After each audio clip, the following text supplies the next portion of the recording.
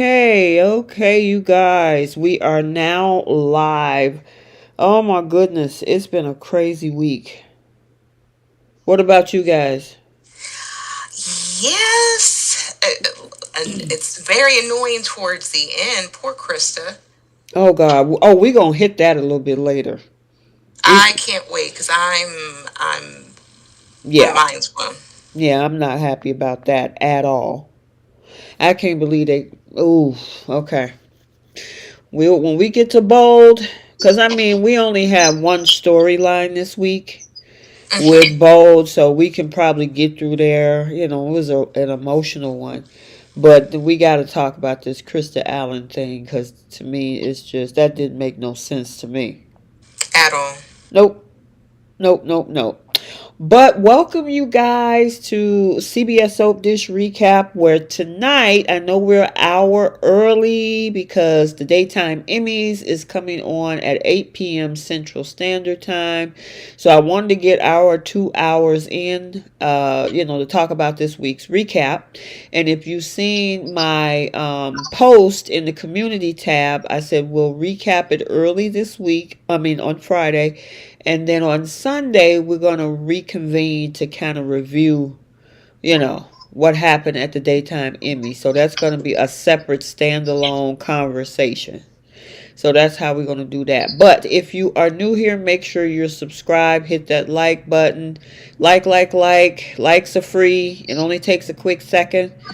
Also, check out all of the daily recaps on other platforms as well: Instagram, Threads, X. I haven't done the Facebook thing, but TikTok as well.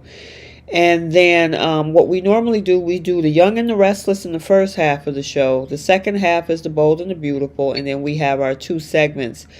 Flipping the script, meaning if there's a storyline or a scene you wish you could change, that's where you flip the script.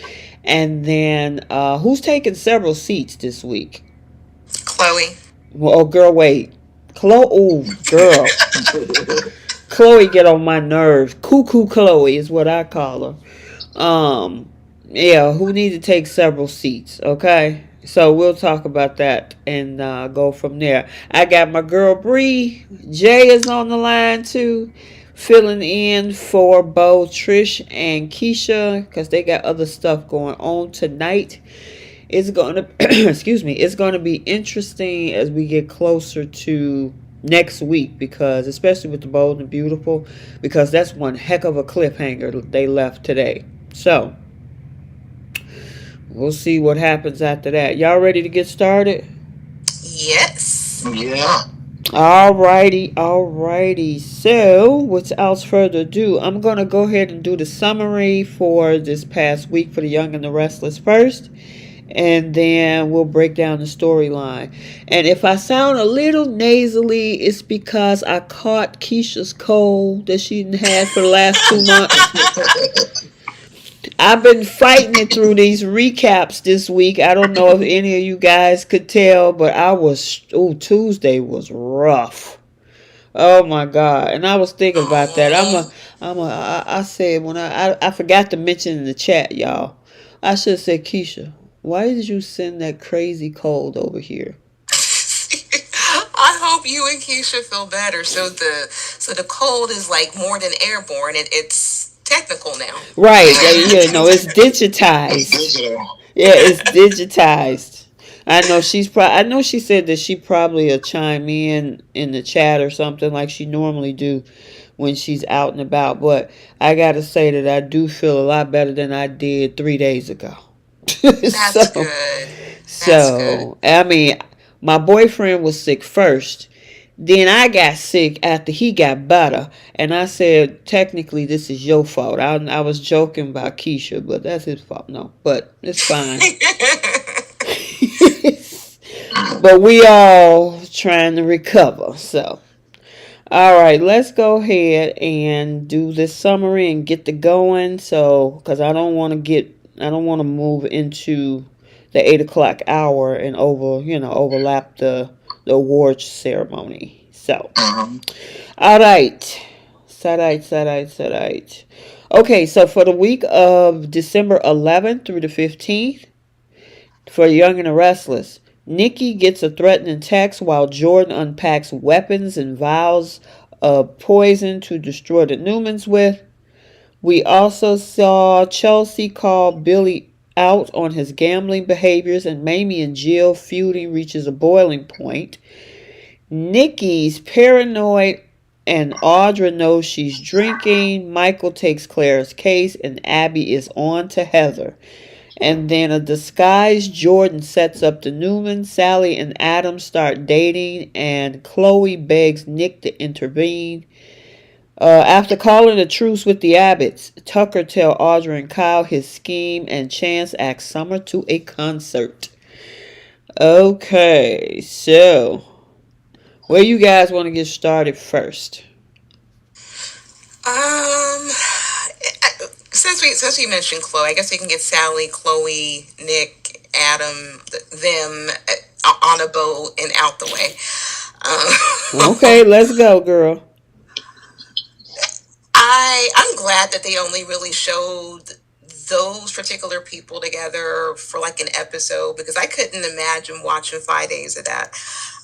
No disrespect to Sally, Adam, Nick, and even Chloe. It's just, why is this grown married woman so concerned about who her friend gives herself to, saying she was manipulated? She was manipulated, Nick. Sally needed no help manipulating her legs, sleeping with either brother. Exactly. Girl, I'm so over Chloe. Chloe gets on my nerves. She really does. I mean, she's making it look like Sally is just this mindless jellyfish that can't think for herself, and she's just like going floating through time, and Adam is just pulling her brain by the strings. That girl went and just slept. She'll probably lose her mind, meaning Chloe, if she found out that Adam and Sally slept together a few weeks ago. Yeah, I want to know that reaction. Yeah, me too. Because what is she gonna do? Girl, and then you send that man in there thinking he had hope, and he had a reality check right there in front of his face. But see, here's my problem with Nicholas. You almost lost your life, and you still walking around here being mad at folks? Back to the usual. He was back to the usual. You ain't learned nothing. He's so hurt. Sally hurt his heart. Girl. Even though he chose to be with her, even though she was carrying his brother's baby, but he's still hurt. He's still hurt. Is that his heart hurting, or does his chest just hurt after Jordan slashed him half open a couple of weeks ago? Girl, listen, Jay, I'm telling you, Nick ain't learned nothing. Not a thing. It's a shame. Because there's no way that you should have that type of attitude coming. He just want to know, hey, where y'all? Because remember, it's two interactions. There was an interaction at Crimson Lights where, Sally and Adam is looking at Nicholas like, what's wrong with you? Where y'all been? And he's like, it's none of your business. We're handling family business. And I'm like, really, Nick? That's what we doing?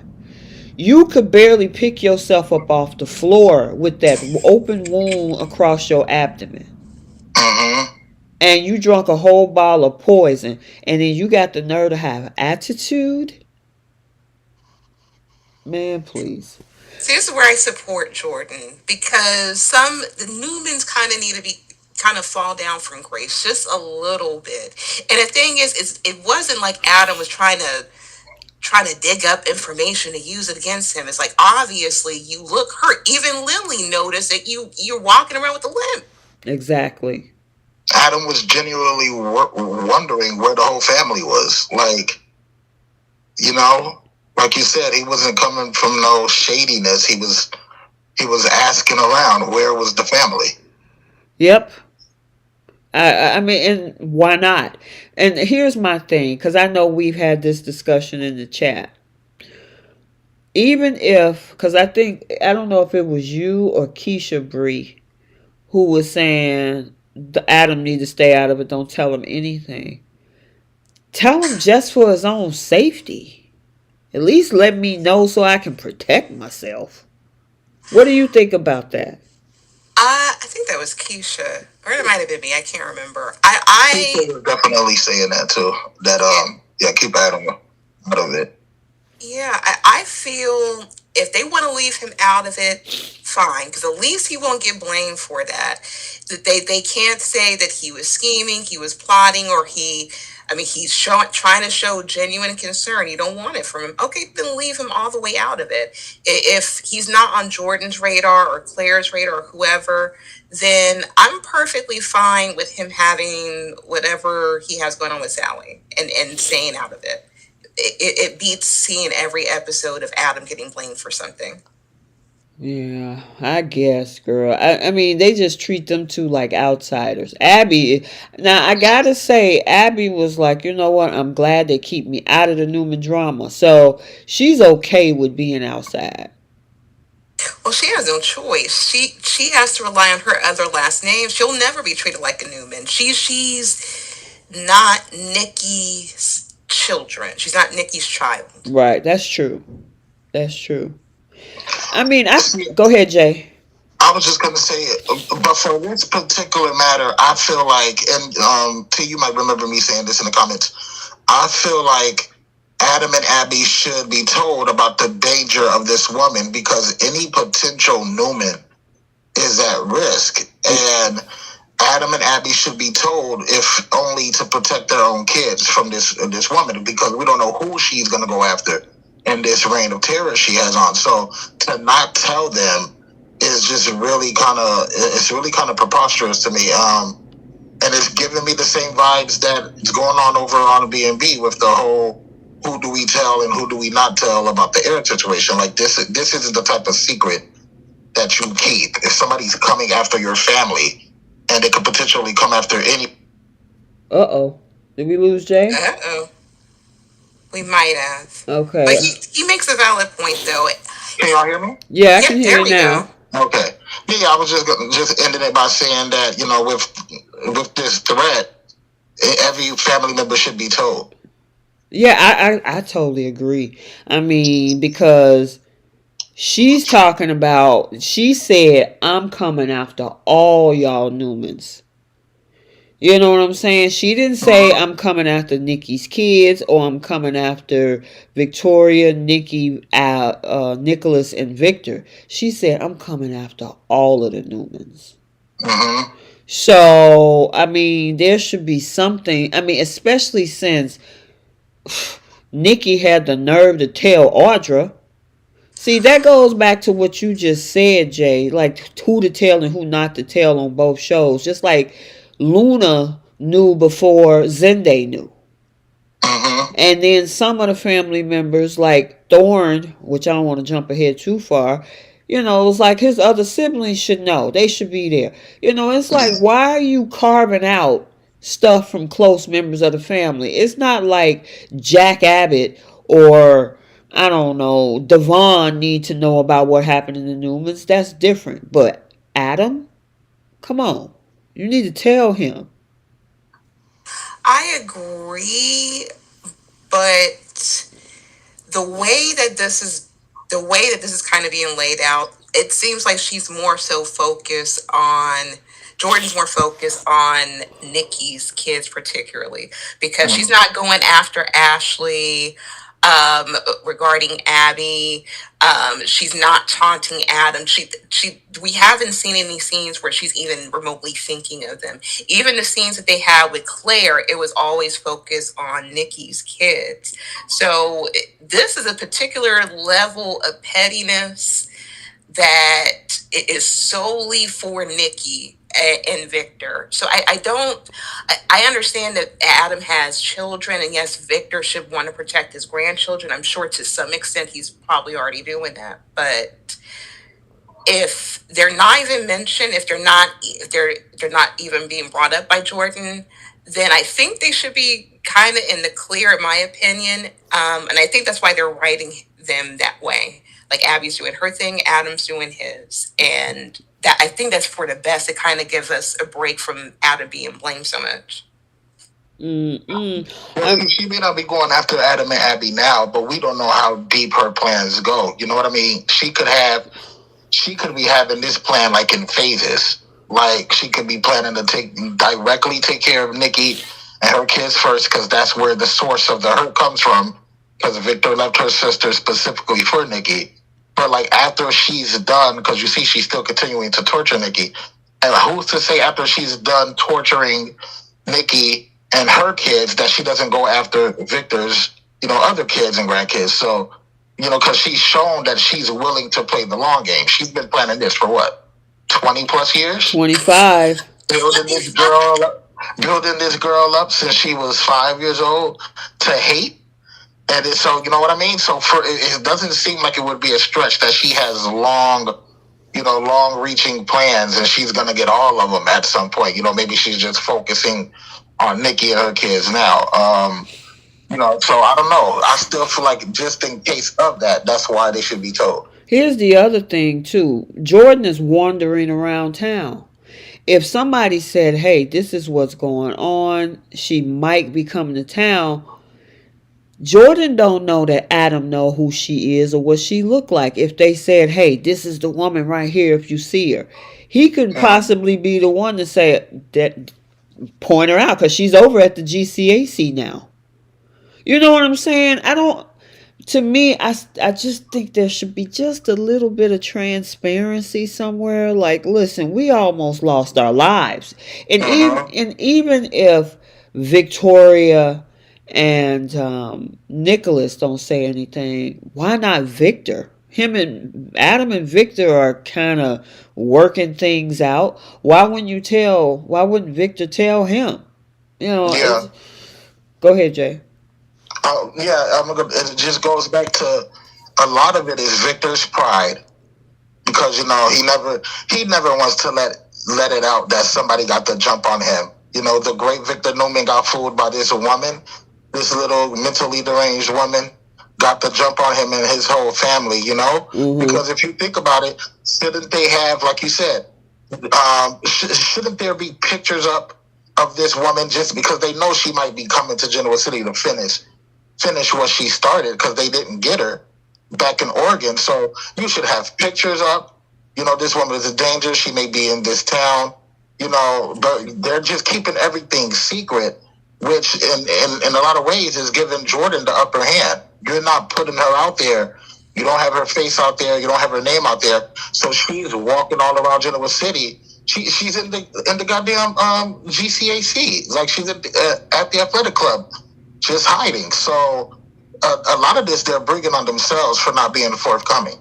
Yeah, I agree with you, J Money, because Victor's a whole billionaire. You would think that after they left Oregon, that there would have been like FBI, CIA, just like, but making sure nobody leaves the Oregon airport or no flights that anything. This man has a lot of money. This woman made it all the way to GCAC with Sheila's wig.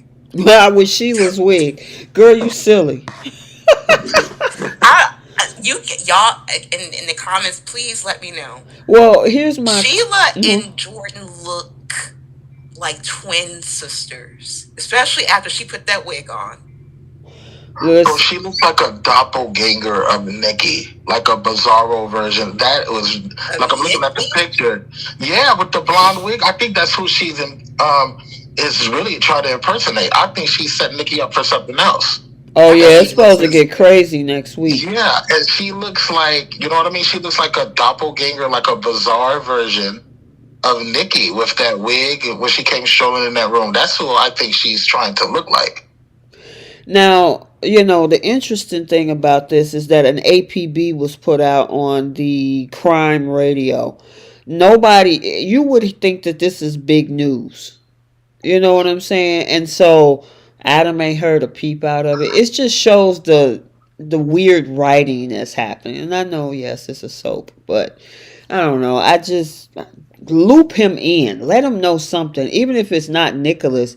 I don't like the attitude of Nick though. He don't have even if you don't want to tell him what's going on, you can take that stank attitude somewhere else. Mm-hmm. You know, what you mad at him for? You mad at the wrong person. You need to be mad at Jordan. Yeah, the one who took a knife to your gut, literally. Exactly. And Adam ain't did jack to you, and you come back with that prune up, mad looking, staring eyes face. I'm He like, was walking around acting like Adam was the one that cut him up, exactly. Yeah, and all he did was just impregnate his girlfriend. That's it. which was his girlfriend first, who he should have never went after. If anything, out of brotherly love, you shouldn't have. You shouldn't have went after the girl. They was barely broken up for 2 weeks after, before he went after Sally's. But that's a whole nother. Yeah. Yeah. I mean, you know what? He deserved everything that's coming his way because Yeah. you inserted yourself in the middle of a situation that was unfinished business. Mm-hmm. So that's what he get. Speaking of unfinished business, Kyle and Audra had unfinished business. They finished it today. Yeah, they did. Yeah. Speaking of the GCAC, Audra is still making moves throughout Genoa City still.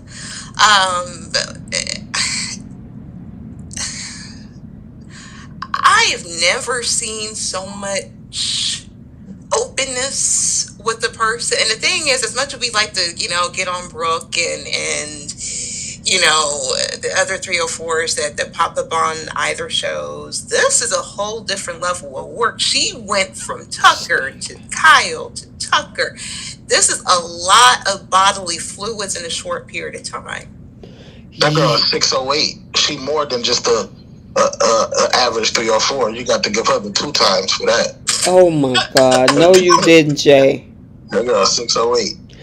I mean, I'm trying to think. Have we seen anybody in the recent histories on both shows that went between two guys physically? It's one thing.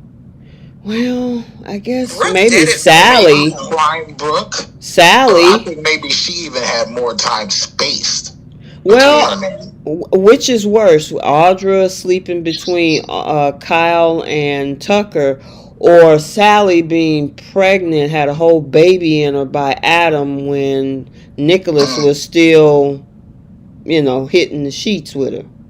True. Well, Sally's is going to always be worse. Mm-hmm. Whereas Audra's just trying to make business moves, and this is unfortunately the way that she seals the deal. So she's really just trying to keep men in her back pocket, and it's been Oh working yeah, for she her. keeping men in her pocket, all right. Birth control game is very strong with her. Either that or the pullout game is strong. But is Sally really worse? Because does she at least get credit for that one time with Adam was supposed to be a goodbye, whereas Audra is just deliberately going, between the sheets. To me, I can't see a man, and I don't know. I'm not a man, and I'm not gonna even put this on men out there. But just in the theory of it all, I just can't see your brother's child is inside of you, and then I'm gonna insert myself inside of you with my niece. It was a girl. Just happened to say hello to his niece. Yeah, but you gon' I mean, that to me that is just I don't know what they were thinking with that one. Every time I saw that and they would sleep together, and she was pregnant, it's almost by Adam. It was just weird to me. Well, I mean, the disrespect of him interrupting that child's sleep alone is he should have known better than that. I'm sorry, Brie. What was you about to say? No, I was just gonna say she wanted brotherly love. That's the only menage a trois she wanted. She had the the baby for the brother, and she had Nick. This is why I feel this is worse, in my opinion. Whereas Audra, she's just hooking up with men in power. Not to say it's better, but she's not causing a rift between two brothers. True. Yeah, but the thing is, You can Tucker. teach Sally a lot about brotherly love, huh? And The, fatherly love and did you see? Look at what Bridget Jackson just wrote to you, Jay.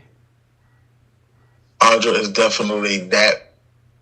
So wait, hell yeah, she definitely is that. Yes, she is, Bridget. Yes, she is. Oh my God. Yeah. So I mean, and my thing is, the look like Kyle and Tucker don't care. Kyle obviously knows that something was going on, and Tucker, he don't care. It's all sexually transactional to him. and Tucker just walk in the room like, Kyle, what were you doing? You smell you when that door opened, you knew exactly what aroma came out there. You're very familiar with it. That's yourself. Probably early this week. So Tucker had me balling when he did that. When he said, "Kyle, what are you doing here?" Yeah, but it looked like he was being funny because he looked at his shirt. But see, Yeah. Kyle thought he was finna show Tucker something because he knew who it was, and then he stood up in the door like a pose with his shirt open. He looked through the peephole. Yeah, he knew what he was doing. He knew what he was doing. It's like, dude, really? He just had that girl about 2 weeks ago. What are you talking about? You ain't doing nothing special. Yes, while Paul was looking so smug, Tucker was looking just as smug because Tucker knows he can pretty much have Audra whenever he wants. So he, you know what I mean? It was like he was like sunning him like, little boy, please. I can have her whenever I want her. Mm-hmm. Well, where there's an open door, someone will walk in. Absolutely. Listen, she opened the floodgate, so open door, open heart, open legs. That's Audra. Yeah, that's wow. And Nikki trusted her of all people. Right. It takes a 304 to know a 304, I guess. Well, here's the interesting thing about that. I mean, of course, Audra is not trying to kill her, but Audra is just as shady. Why would you confide that information into her? I mean, she could easily take that back to Tucker and say, hey, the Newmans got some stuff going on. This might be your opportunity to come and, I'm about to get my rise on over at Newman Media because she over here drinking. I mean, she won't do that. She probably would. But see, that's what I'm saying. Nikki is, you telling everybody but the right people. Yeah, I don't understand. It's the same Audra Nikki was trying to get out because she hurt poor Summer. She was trying to cause a rift between Summer and Kyle's marriage, and that Audra and Nate can't be trusted. They need to be out. Now you're telling her your whole business within a short period of time. That same Audra. Now, I actually didn't see that episode where she told Audra, but in Nikki's defense, she has been sneaking quite a bit of taste. Here, so could she have been a little drunk when she told? Oh, of course. The truth? Was she a little tipsy? She was drinking, so she could have been. That's the thing. That girl, listen, she been taking. Yeah, the girl been taking it to the head seriously. It's just like, man, it's. Oh my God, T, the sneak preview at the end of today's episode. I don't know the last time I laughed this hard. Did you see it when that girl went to the jazz club? She was going there for a drink and she saw Victor and turned right back around. You talking about for the Friday? Yeah, you talking about the Friday preview for next week? Yeah, on the next week when they showed that part, I was dying. He saw that man and turned right back around and went upstairs like he didn't see her. But did you see the look in? Down there for a drink. You see the look in Victor's face. He was like, oh man, you know how kids. How gonna explain that? Listen, you know how little kids they be trying to sneak something and then they get caught and then they turn around. That's exactly what she did. Yeah, it's like a kid trying to get a cookie out of the cookie jar when it's after hours. It was like that situation. She turned right back around. Exactly. That was too funny. I was cracking up. I can't wait to see that. That might be on Monday. I gotta check, but I can't wait. That's gonna be hilarious. Um, okay, back to this week though. We also have to talk about Tucker and his plan because Tucker called a truce, which of course Jack. Oh, we gotta talk about Diane too. Tucker Mm-hmm. Tucker called a truce, and of course Jack didn't believe him. Ashley like, you gonna buy my half, but you gonna pay for it, and it ain't gonna be cheap. And he did it. Did y'all see Diane though, trying to Yeah. get mad and hotsy totsy with Jack about Billy? Mm-hmm. I'm like, girl, you just got your foot in the door in that Abbott house. I don't think you need to be pushing your weight around anywhere. Yeah, she was playing herself a little bit. She was going a little bit too hard with that. And Jack put his foot down on her. Yeah, and she was shocked too. I'm like, Yes, what she did was. I'm like, she had that look on her face like, I know you ain't talking to me. And I'm like, yeah, he is. Yes. She had to look like, wait a minute, you got a backbone? Where did this come from? She's Yeah. showing her true colors, and we've been saying this for the longest. And I really feel that she's working with Tucker. I feel this is the long route for us actually seeing them working together. And I think it's going to blow up in Kyle's face, Jack's face, Ashley's face, Billy's, everybody.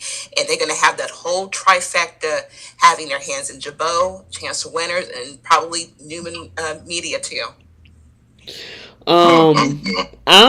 Well, there was a conversation that Billy had with Chelsea today about sliding out from up under Jabot, going over to help his mama.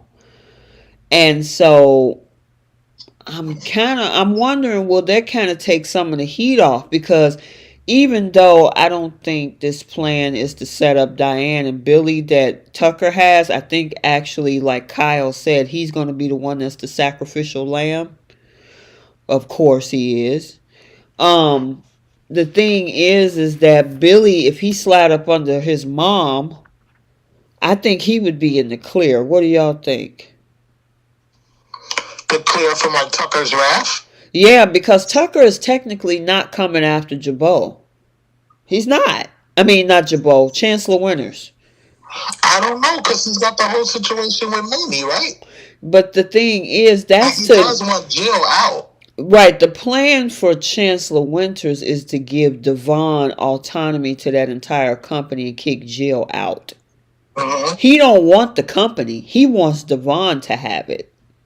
True, but I mean, Billy and Jill would be if Billy decides to go over there. Yeah, you're Billy right. And Jill would be hurt as a consequence of that, and Billy probably wouldn't take that too fairly, so he would probably insert himself back into a revenge plot. You know what? Against Tucker. That would put a bullseye on Chancellor Winters, because if Billy is now over there and Chance is coming over there too, that means Jill has more numbers, which means that Tucker is probably definitely will launch an attack on the three of them to get them out.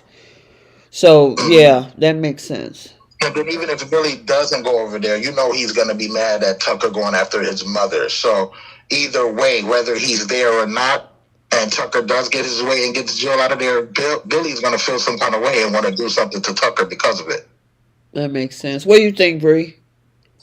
I feel that with this would put this war between Tucker and Billy in full force. I honestly feel Tucker's going to go after all three companies. I feel that he has to pull away from Jabot because the Abbotts know that he's trying to go after Jabot. So he has to step back and kind of make it seem like he's putting his efforts towards a different company.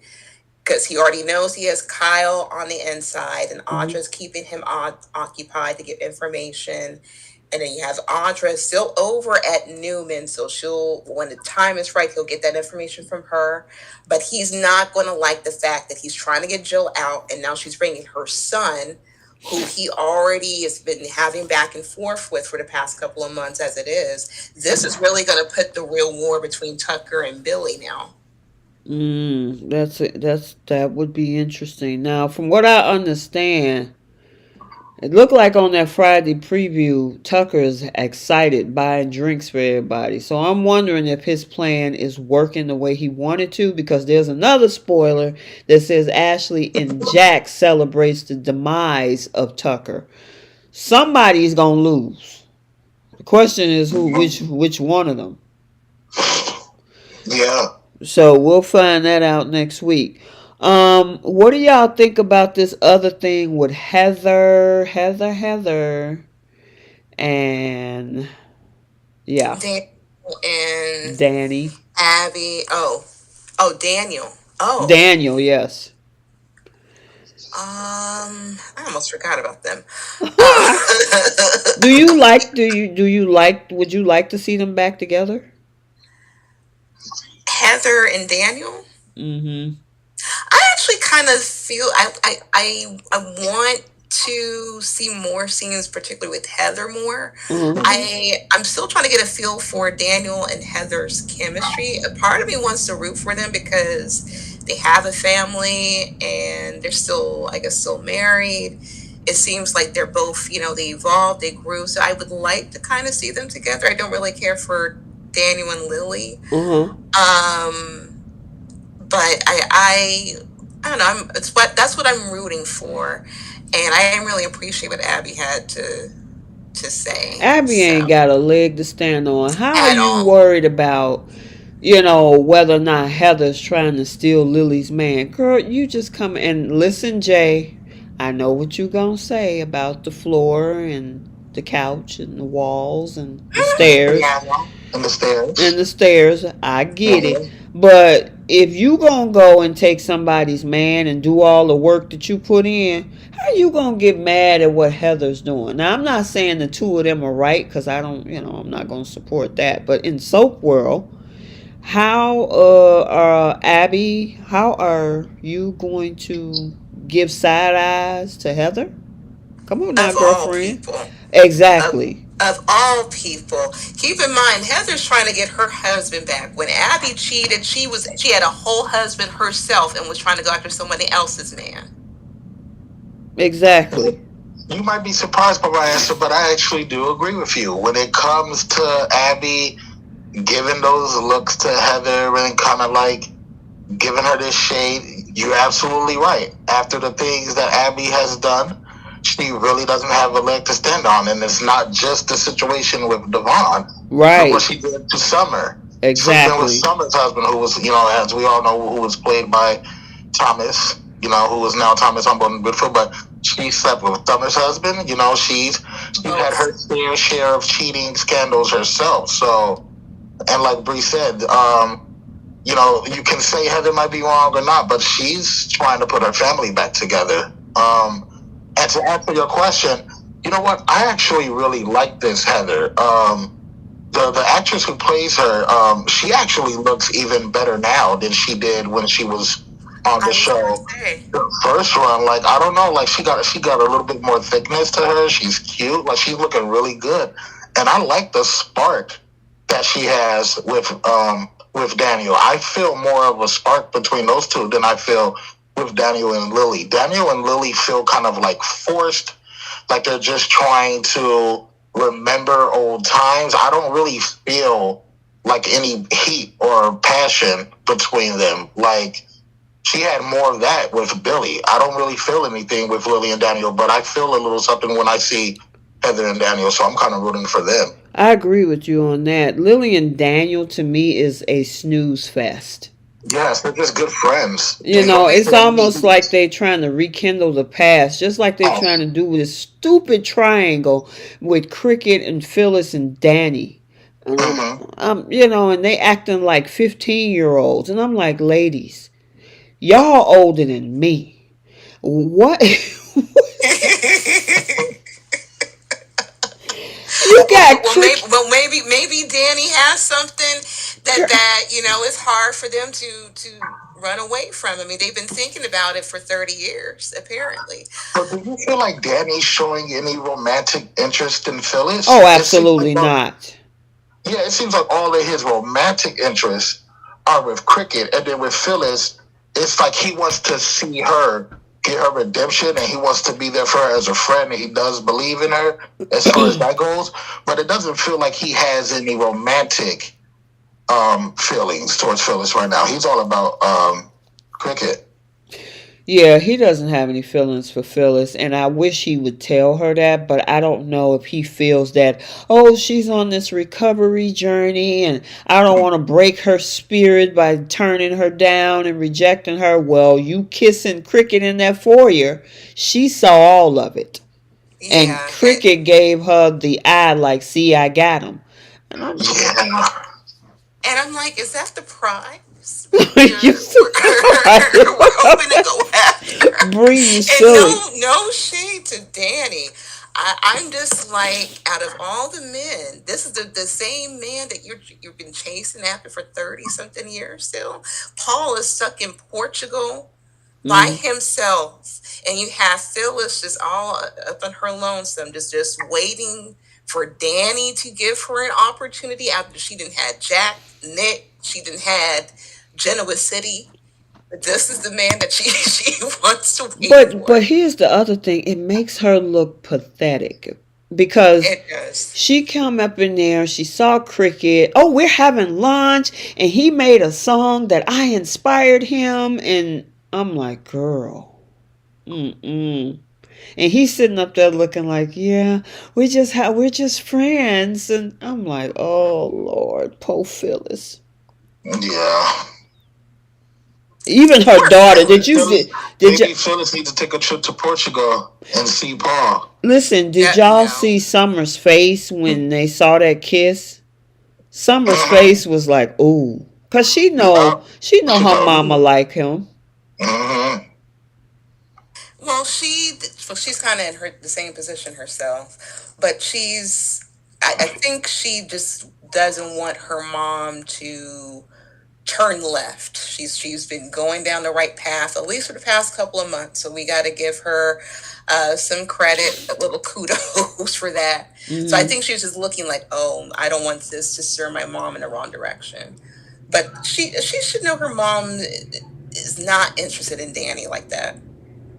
Summer Yeah. is in the same position, but the difference for her is she's the cricket in her situation because I think Chaz is going to end up leaving Sharon for Summer. So she's going to be the Girl, I cricket. almost listen.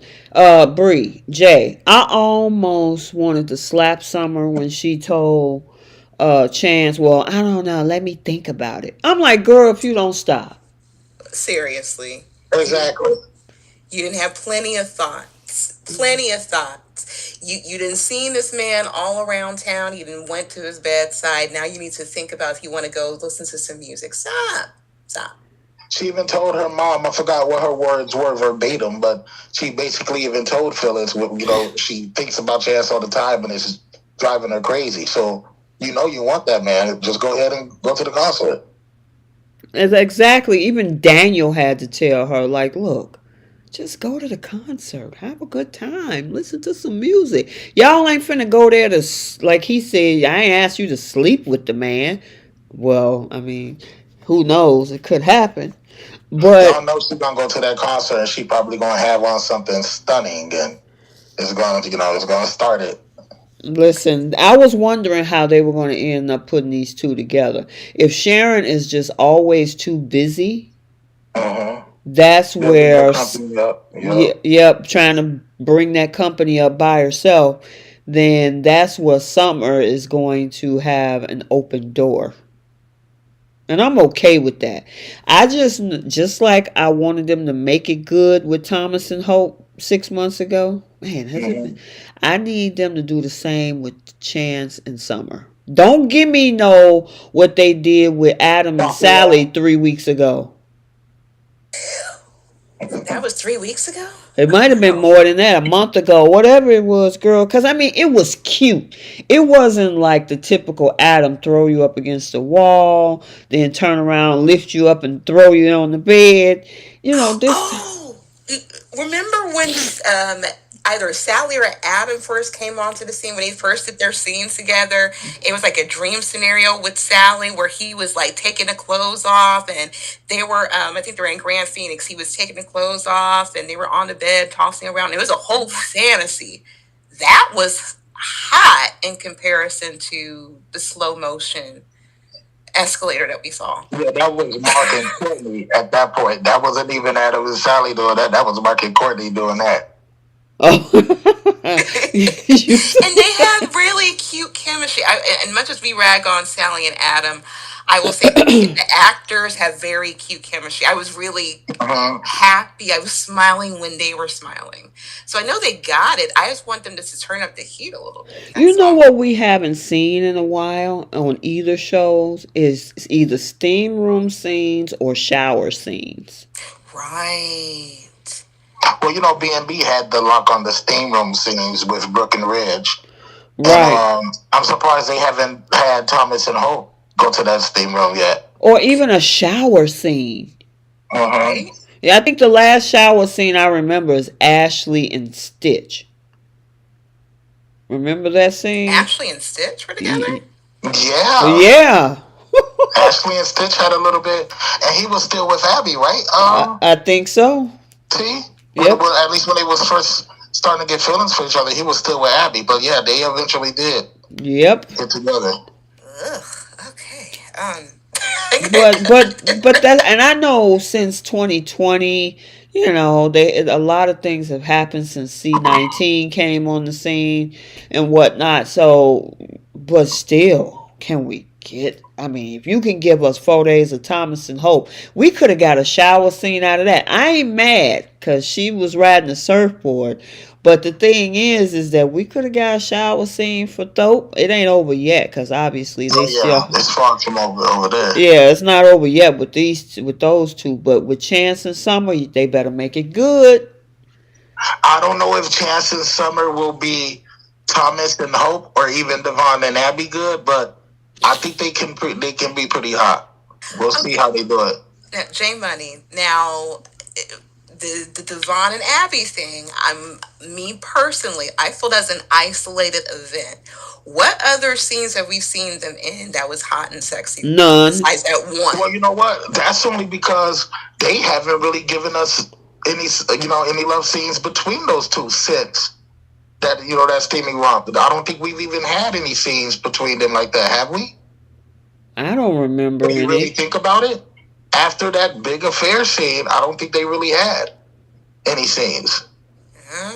It was just Abby crying, trying to make it up to Chance, and Amanda reading. Like they've had scenes of her coming down in his shirt, for breakfast and stuff like that, but they haven't actually had any, going at it type scenes since that original one. No, that was pretty much it. And the thing is, Devon was always getting it in, no matter who he was with. Yeah, I mean, he had actually slow for him. He had what's Sharon's daughter's name? The one that has the wife now. Mariah. Mariah, yeah, he had Mariah on those steps too. So, like you said, Devon is definitely known for getting it in that apartment. I was on Twitter, which is now X, and they had all of the hot love scenes from General Hospital. They are, and I don't know none of those characters. I don't know any of those characters because I don't watch GH and I don't get into it, but they be doing it big over there. I was like, is this daytime TV? Yeah, I know those characters over there. They don't play on GH. They don't play on days either. But you know what's funny? Billy, the man who plays Billy, was in some of those scenes on the GH. Know. He was Patrick. He was the Dr. Patrick over there. So yeah, Jason Thompson. I even saw him in some of those clips. Yep, sure did. I'm like, y'all. Go ahead, Bree. I was gonna say, didn't they say they're not doing love scenes on those shows anymore? They lied or they changed their minds because they've definitely been doing them. Oh man, listen, ain't nothing wrong with a shower scene. You just got to throw a shower up there and some water come down. Steam machine in the background. Yeah, I mean, like you say, Brooke and Ridge always had the steam room on lockdown. Mm-hmm. So I don't know. We haven't seen that in years. I know, right? So I know I would hope that the scene with when we get there with Summer and Chance, it better be better than what happened in that back room with Sharon. I think it'll be better than that by default. That the coffee room, I can't even call it a romp.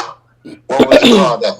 That coffee room flopping that they had, that was horrible, boy. Like, that was a Hey, bathroom break. That was snacker break. Like, ain't nobody watching that. listen, my editing on Instagram actually made that scene better between Sharon and Chance. Oh, I Yeah. have no doubt. I have no doubt. Same with Sally and Adam scene. And the thing is, I actually feel Adam and Sally can bring Hope and Thomas energy if they just allow the actors to kind of just be natural and bring that hot, sexy intensity. We've been spoiled with Hope and Thomas. We can't do slow motion when Hope is getting the whole awakening over on B&B. Yeah. Now I gotta say that they tried to get it spicy with Audra and Kyle when they first started getting hot and heavy. When she crawled to him at the bed and they had all that music playing in the background. I mean, as much as I just think they should have had somebody else a little bit more spicier with Audra. They were trying in that scene. You know what I'm saying? What do y'all think? Yeah, that scene was hot. We talked about that. Mm-hmm. The music choice was great. You know, like you said, the crawling. Like, you know, Audra brings it. She definitely brings the heat to her scenes. Yes, she do. It was hot. I love the music was my favorite part because it just brought a certain sensual energy. I wish they make, scenes like that where he kind of just goes based off of those two characters' personalities. Like it fit them. I actually really enjoyed Kyle and Audra then. You said It's just then. way now. Yeah. Then. Then. Belinda said, "Can y'all please glue Chloe's mouth shut?" So tired. I'm way ahead of you. Can we staple it shut instead of gluing it just to make sure? Belinda, she is on a Spirit airline flight. As soon as we get to take a seat, she is the first class to Guadalajara, wherever she can go, so she can shut her mouth. Hold on one second. I gotta address this. Jenna says, "Did anybody tell her about the live starting at 6 o'clock?" Yes, I posted it in the community tab. I sure did. Yep. Yep. And then the notification went out because I scheduled the live to start at 6 p.m. So a notification went out somewhere around 3 o'clock, and it should have went out to all of the subscribers. So why did we change the time? Because we didn't want to get in the way of anybody missing the daytime Emmys that start at 8 p.m. Central Standard Time. We're going to do a separate live on Sunday evening to review the results or react to the awards that happened tonight. So we didn't, because here's the thing, the soaps are not the only thing that's going to get an award. That show, if we had did it, we would have been 5 hours. And I don't even think my podcast side only go up to 3 or 4. But I would have fell asleep if we was on here for 5 hours. Well, I mean, because they give awards for culinary arts on TV. They do for daytime streaming shows. So yeah, it's not just soaps. It's like the talk shows too. The talk shows, the game shows. Mm-hmm. So we would have had to sit through several awards before we got to some of the ones. Meat and potatoes. Right, exactly. Yeah, you did the right choice with that. Right. So we would have been on here from 6 to 11 o'clock, and I can't do that one. And yeah. And so that's why I was going to let you guys be done before 8 o'clock Central Time, because it starts at 9 Eastern. So therefore you guys can watch it, enjoy it. I'll probably be posting some things here or there on like Instagram or X, and then we'll come back together on Sunday to give our reactions to everything that happened at the award show. Yep. It'll be Sunday evening, so probably I'll work out the time with my crew, and then we'll figure it out, and you'll get a notification on what time on Sunday. Yep. Okay, back to what we were doing.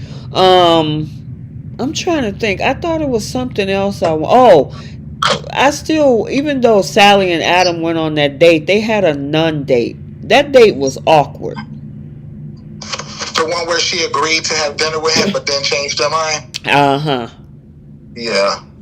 As usual. Oh, it's like y'all done got pregnant by each other. Y'all dated once before. Y'all done went through losing a child together, and y'all can't sit down and have a proper date. And I'm like, you were just over at this man's house, unpacking his clothes and bringing him dinner and consoling him, but him asking you to go out to the general public to eat, that's a problem for you. Girl, she just gave him them cheeks a couple of weeks ago, and you can't go eat. Well, if you remember, she even went as far as to, like, they got to the table, and then they started having a conversation, and I forget the specific details, but somehow the situation with their daughter came up, and then it, like, changed the whole mood, and that's when she said, you know what, can we reschedule, or whatever she said. Yeah, I guess that date was so awkward, and looked like poor Adam was on pins and needles. I just want to go the direction that you want to go, and so I brought some hot sauce for your hamburger. I'm like, oh Lord. But this latest date was definitely better, so I think it's gonna they're still filling it out. He's already ready to, like, restart, but she seems to still be a little bit apprehensive. But Jay, that doesn't make any sense. You gave up your whole body to this man a few weeks ago, and you struggling through a date. You know what I'm saying? What is it with Hope and Sally not taking these men up for dinner dates? They want to get straight to dessert. Exactly. Why are they scared of a menu and plates and silverware and fine dining? They don't even go to a restaurant. Even when they do talk about having dinner, it's always got to be at somebody's place. It's like she don't even want to go out in public with them. Yeah, it's like, come on now. Why are we playing like we in high school? We didn't slept together and had kids together. Well, we had a child together. We lost a baby together. We turn around. We slept together again, and then we could barely get through a date without us walking on pins and needles and eggshells. It's like, y'all gotta do better than this. Let these two move on. Get back to where it was, and we can. Because I already was over it. It's not like, oh my God, Adam and Sally is getting back together again. I'm not there anymore, so. Not me. Y'all got quiet. Because, fortunately, I think I keep stressing when it comes to Sally, Sally used to be one of my favorite characters, especially because, like, her name's Nikki, one of my favorite characters, and I just want to see this girl win. I just don't like the fact that they're making her so naive and very I want to say airhead. It's just like she's making a lot of airhead decisions. You spread your legs, but you're scared to pick up a fork with this man? Exactly. That's what I'm saying. I mean, it's usually the other way around. You know what I'm saying? I don't know if I want to go on a date and get nervous, and then down the road, you hit the sheets. They hit the sheets first, but then you can barely pick up a fork, like you said, Bree. That don't make sense. Yeah, she ain't no problem with Adam eating her, but she can't eat a meal.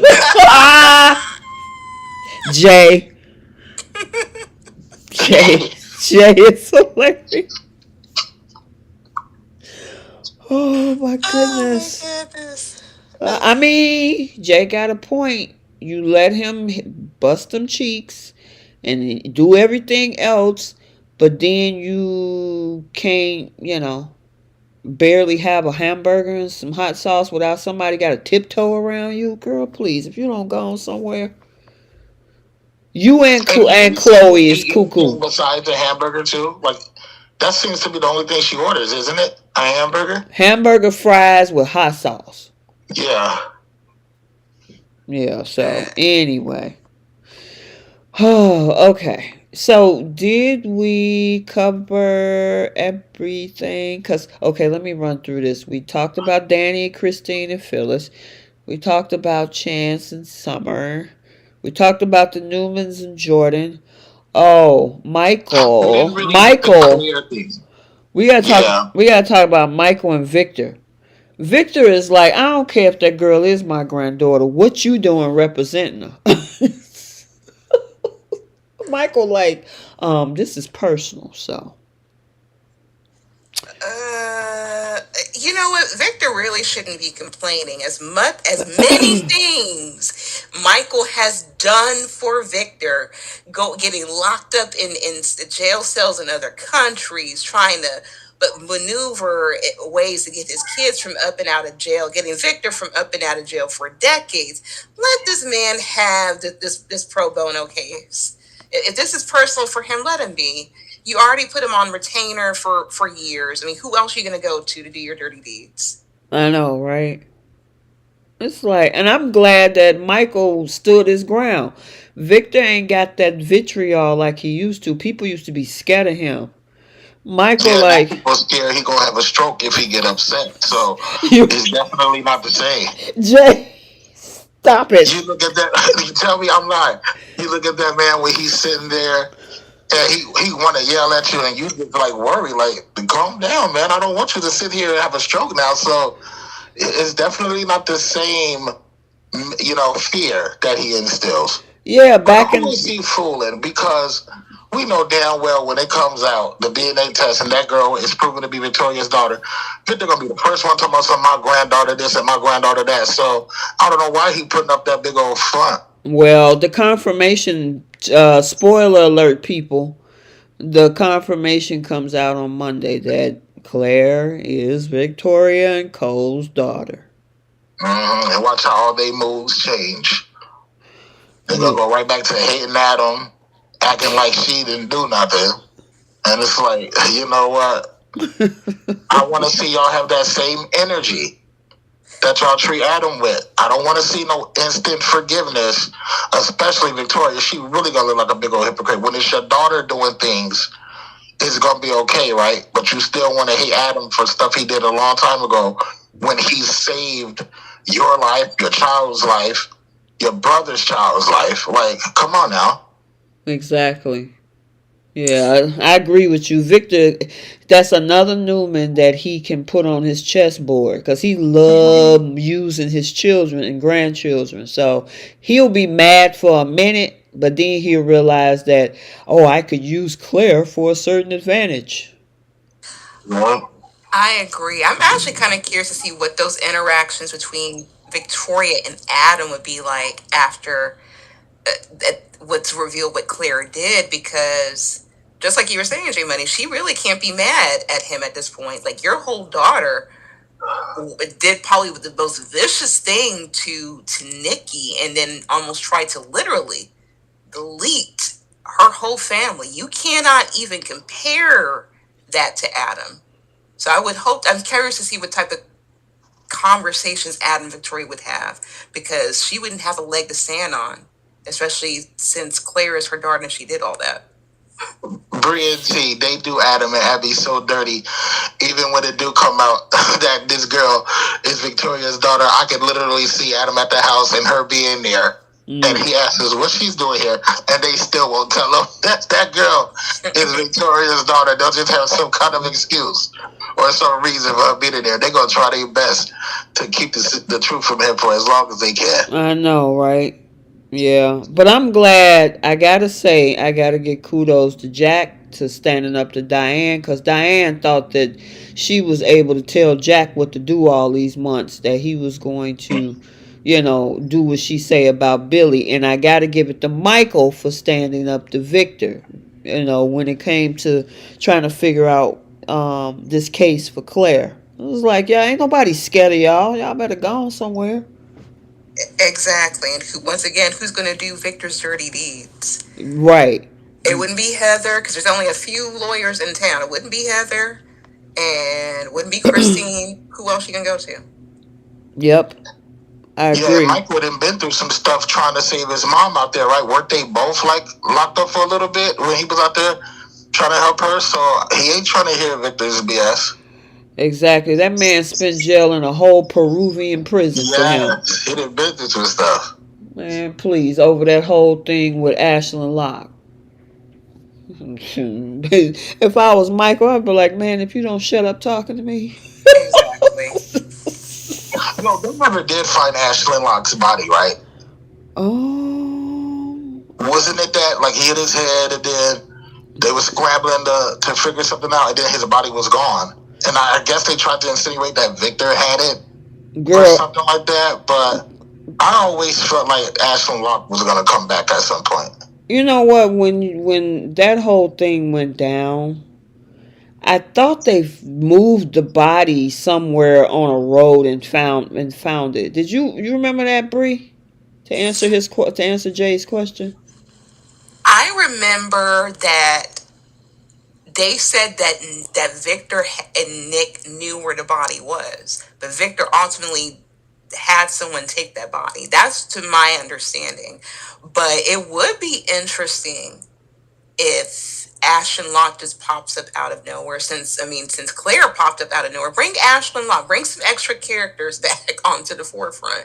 Yeah. Well, I remember Victor had his guard drive Ashland's car somewhere to make it seem like he drove away after Nick knocked him out. And then they found the car, but they didn't find Ashland in it. Mm-hmm. Because remember, Chance was always getting up in Victor's face trying to figure out the truth. I had to go back and look and do some research on that to see what was the end to Ashland Locke. Where did he land? CJ Money, why are you giving the writers great ideas for storylines? Oh, wait a minute. Amaya Baker says that the body was found in a river. Oh.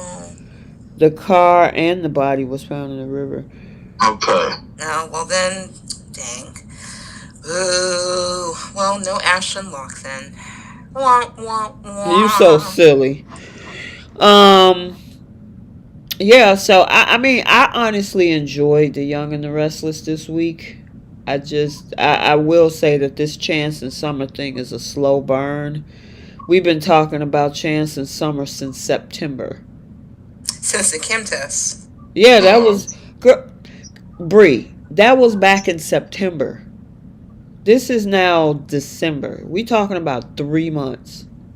Didn't they have the Kim test around the same time Hope and Thomas had started their scenes in Italy?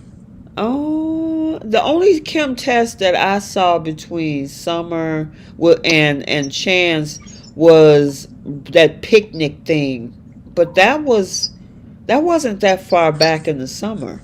Remember? I was thinking, thought they had Kim tested them with the whole Phyllis thing. Well, he was being because supportive. She was leaning on. Go ahead. Yeah, because I thought they were trying to. I thought they were Kim testing while they did a lot of scenes where she was leaning on to. We were like wondering, like, why is she going to why is she going to the police for comfort? Yeah, they definitely testing the chemistry waters with them during all of that, saying, "Oh, I thought we were friends," and all of that stuff. So, yeah, they was definitely doing that. Jenna, did you say somebody needs to get on that? Somebody need to get on that. I think they screwed up. They originally tried to throw him and Sharon together, and it was a crash and burn. It was a Doll City. Exactly. And then they left it alone. And then when Phyllis got indicted or whatever, then that's when they had that little session in the back room. Y'all, they threw that together. And they was like, this ain't get the, attention that we wanted. Let's go back to thinking about Summer. And it was like, y'all should have had him with Summer in the first place. Mm-hmm. So...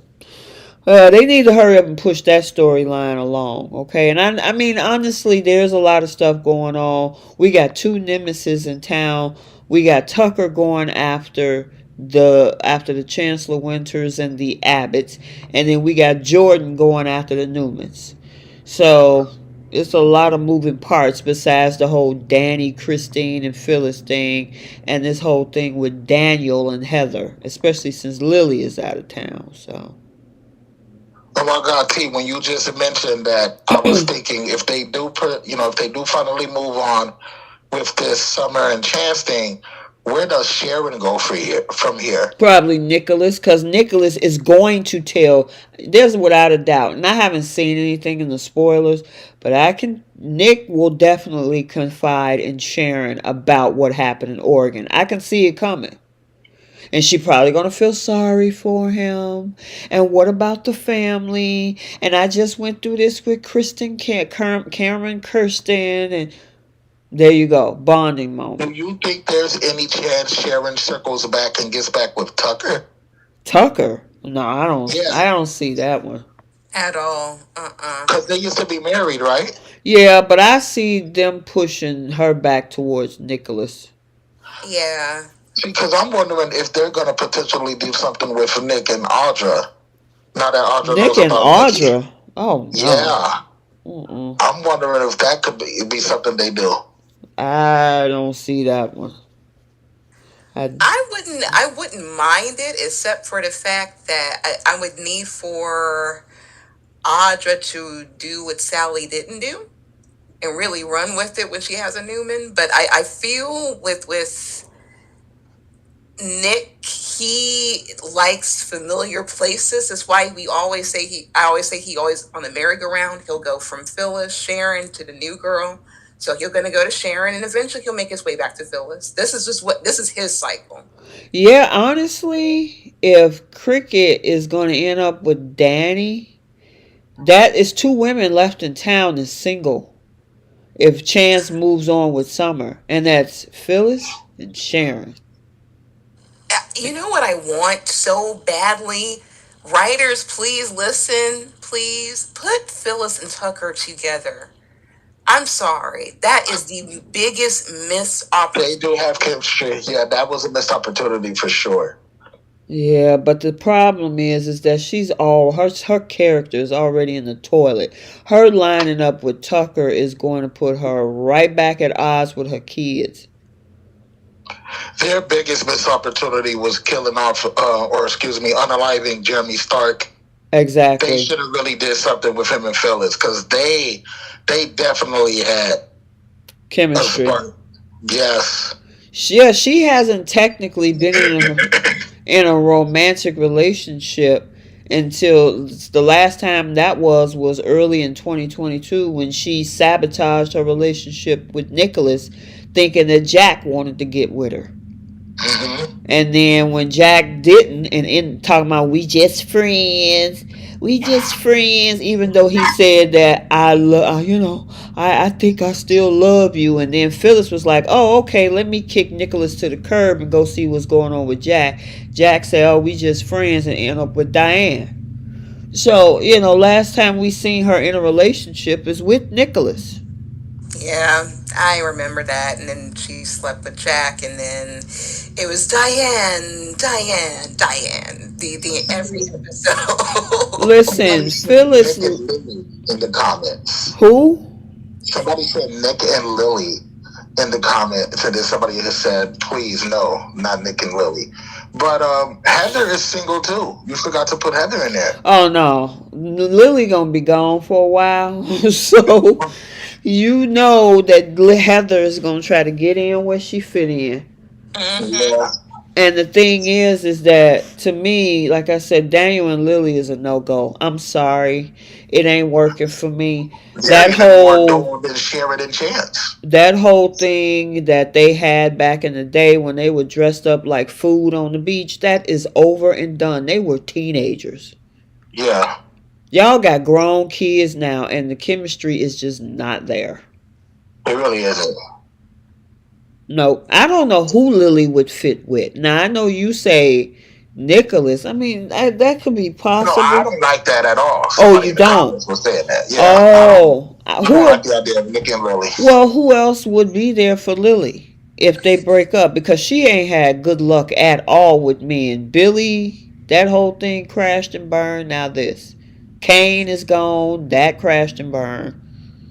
That's who she needs to go ahead and be with, because they put her with specific types of men.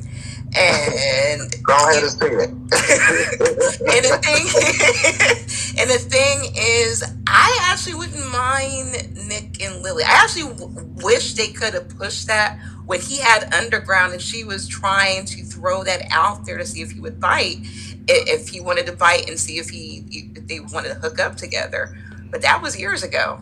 I mean, I still wouldn't mind seeing them together now. I mean, it'd be different, it'd be fresh for Nick. But we'll, I don't know. There's really not too many men to put her with. Nope. Can't put her with Nate because they're related. Can't put her with Devon because they're related. Can't put her with Adam.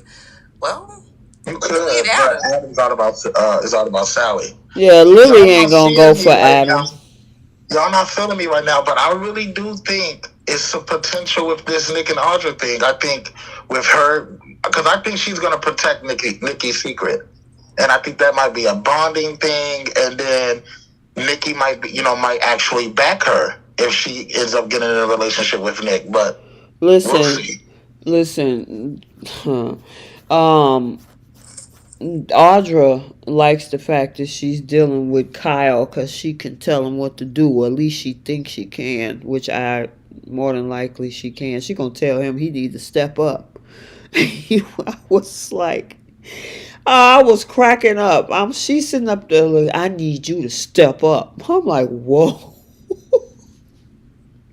That was hilarious. And he's sitting up there looking like, who, me? Yeah, I think she talking to you. You the only one laying there. So, anyway. Step up what? Kyle is rich. You need to step up. That's why you have to stair step your box just to keep your position in line. Any position, no Exactly. position. Yeah, she really trying to look out for her position, like you said. He good. That's what So I'm talking A about. She position for telling a him to position. step up. Go ahead. Go ahead, Bree. Yeah, I said position for a position. Mm-hmm. mhm. Yep. So, all right. I think we covered everything. We're 20 minutes into the second hour, 7:20. Let us go ahead and switch over to bold. And I guess that's going to be a free for all because it looked like it was just one run on episode. Mhm. Uh, Yeah. I with yeah. some interesting sprinkles though, with potential things that may happen going forward. Yeah, well, I'm gonna read the. Hold on, let me get the summary out. Also, while I'm doing this, make sure we have almost 100 people in here that you are hitting that like button. If you haven't subscribed, hit the subscribe button. And make sure you check out the other platforms as well. Okay, so for the week of the 11th, for Bold, Ridge refuses Finn's radical treatment and declares they need to let Eric die. Donna and Steffi protest, but Ridge repeats that it's time for Eric to die while Hope comforts Thomas. Ridge let everyone say goodbye, and Finn's about to pull the plug when Eric's eyes open. And Ridge relents and allows Finn to operate on Eric, but something goes wrong as the procedure ends. Stephanie appears to Eric after surgery, telling him, "Oh my God, you're here." Okay, go ahead. Where y'all want to start? Oh goodness, so much to choose from this week. Um, I guess for me, and I'll just speak this in general. I had a lot of mixed emotions just watching this because I've been in Ridge's in Eric's kids' positions, and everything that they were saying, I felt, personally. Um, I was just a little bit more so upset still that this is all going on. Nobody has still made a phone call to the other kids. All of this is going on, and Ridge is power of attorney about to make a life changing, literally life changing decision, and you're still not going to call or speak to your other siblings, at least let them know what's going on, at least for them to say goodbye. I was more upset with that. But when Ridge was speaking throughout these episodes, I felt where he was going through. Mm-hmm. Can we quickly, just to bring a bright note to this story? I have not been. I've been pretty much detached from this week when it comes to bowl because I don't like these types of episodes, but I get through it because I have to do the recaps. But Jay brought up a point in the comments section about Finn and Bridget looking enamored by the fact of how dedicated Finn is to his wife in saving her grandfather. Could now that would be an interesting twist with maybe her sticking around. I don't know how long Ashley is going to be around, to play the role of Bridget. But that would be an interesting something if she started crushing on Steffi's man. What y'all think? Well, that's the other daughter Brooks that she hasn't gone toe to toe with. Mm. And yeah, see, I said this in our group chat. It wasn't anything fleeting. Like she was hard pressing this man with just the admiration and the comments, and they kept going with it even after the surgery. So, like, you saw during the surgery, she was staring up into that man's eyes, telling him how wonderful he is, how she's so appreciative of him saving her father, saying Steffi is so lucky to have a husband like you. And then even after, when they went to go talk to the family, she went out of her way, even though she was the one that stopped the bleeding. She went out of her way to talk about, oh, you should have seen Finn in the emergency room. He's an amazing, surgeon. Like she just keeps overwhelming this guy with compliments, and you can really see in her eyes how enamored she is with this man. I don't think they put that in there just for filler. I think they're gonna go somewhere with that, and I don't know if it's gonna be because Liam is still gonna be hard pressing Steffi, and then maybe Finn ends up seeing something between them or something, and then maybe Bridget steps in. But I feel like it's about to be something going on.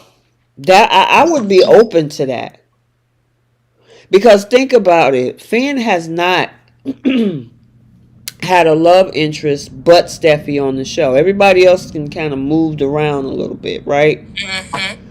Finn hasn't had another woman yet since he's been on set.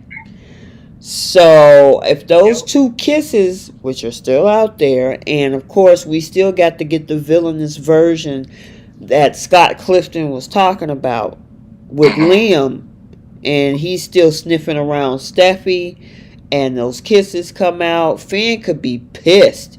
I hadn't went through the paternity question between you about my son. I took a bullet to the belly for you, and I didn't did what I could to make sure I saved your grandfather, which, he's a doctor. That's what he's supposed to do. He took the Hippocratic oath, but still. And this what you do, and you didn't tell me that this man kissed you? Yeah, I mean, that could be an open door if they wanted to use that as a way to bring Bridget into this with Finn. I wouldn't mind seeing Bridget and Finn together. I'm sorry. Oh, I'm sorry. I was going to say I wouldn't mind seeing that either. But Letitia, I don't think those kisses are coming out. It's been months now. Months. Those kisses are not going to come out. I feel like with the writers, they throw that stuff in. They throw certain things in, and it never came out. Like when Thomas drugged Liam and he slept with Steffi. That eventually never came out. Oh, Like that's true. we saw it as viewers. We were hoping and we're like, this is gonna prove this. It never came out. I think the kiss is gonna be the same way, unfortunately. Sky said, "Did everyone notice that Bridget touched Finn's shoulders? Did y'all notice that?" Was that when she was talking to the family?